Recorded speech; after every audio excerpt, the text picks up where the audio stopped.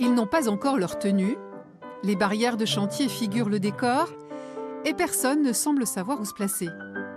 Nous sommes à 2 semaines de la représentation. Évitez là, vous voyez les deux groupes là, vous êtes en ligne, ça va pas. Là, c'est Et deux si groupes. le metteur en scène sait sans doute où il va, pour les autres, il faut de l'imagination.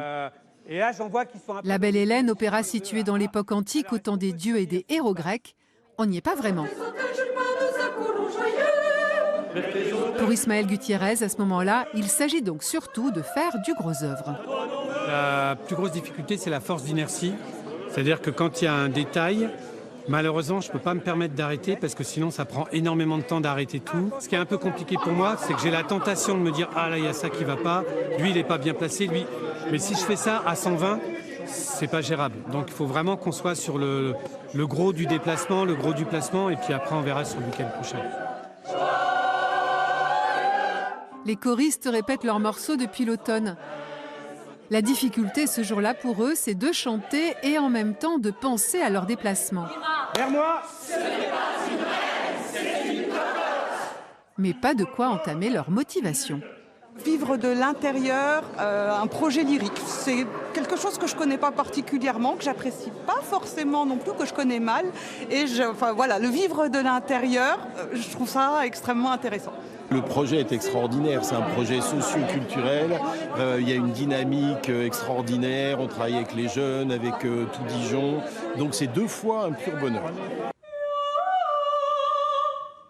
Pour les solistes professionnels ou futurs professionnels, l'adaptation est plus facile. Cela ne les empêche pourtant pas, entre leurs scènes, de faire une petite répétition personnelle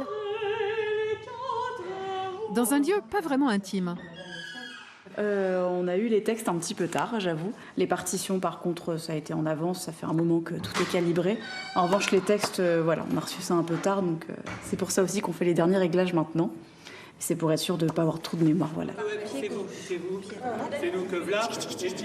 Quant aux danseurs, amateurs eux aussi, ils profitent des moindres moments où le metteur en scène fait le point avec les chanteurs pour répéter leur chorégraphie.